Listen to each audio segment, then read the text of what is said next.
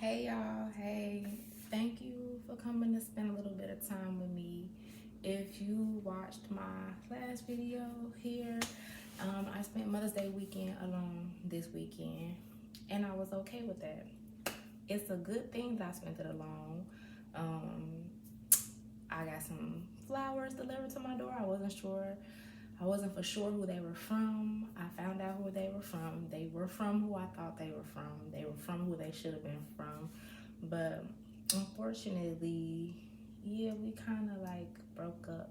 So it's a good thing that I did spend Mother's Day weekend alone because I needed that time to like just be in my feelings, journal, think, and just release, hurt, cry, do all the things. So, yeah, what I ended up doing. It took a lot to even leave the house yesterday, which was actually Sunday, Mother's Day. But as I was laying there and I was in my feelings, I just thought like my mom is still here. I'm fortunate enough to still have my mother. So if I don't get out of this house for anything, I have to get out of this house and show my mother some love. So after laying around and just, kind of feeling sad, I showered, put on some clothes.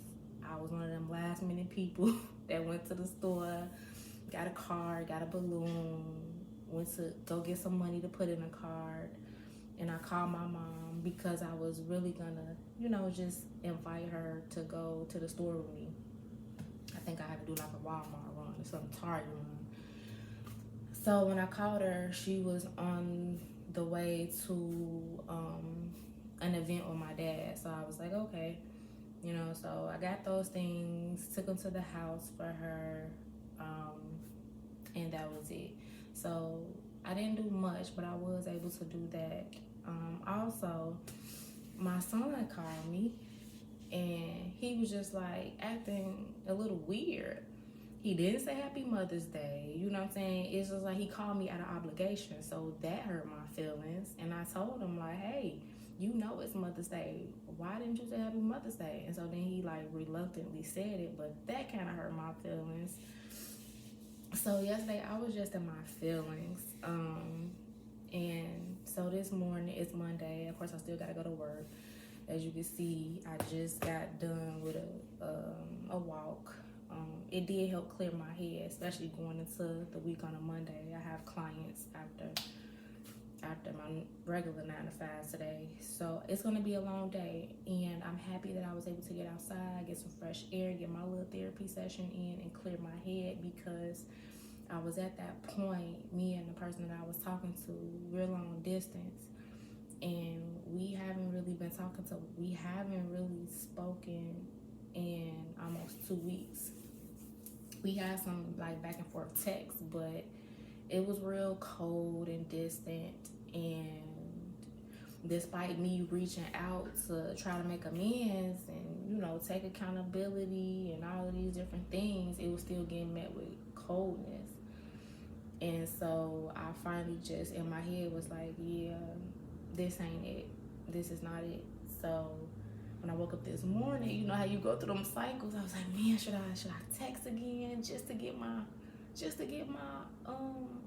thoughts across? And it's like, no, you've explained. Like, it ain't no more text message words or anything that you could send to change another grown person's perspective. So yeah, this is where I'm at now. I hope that you all had a good weekend. I hope that you all have a productive week.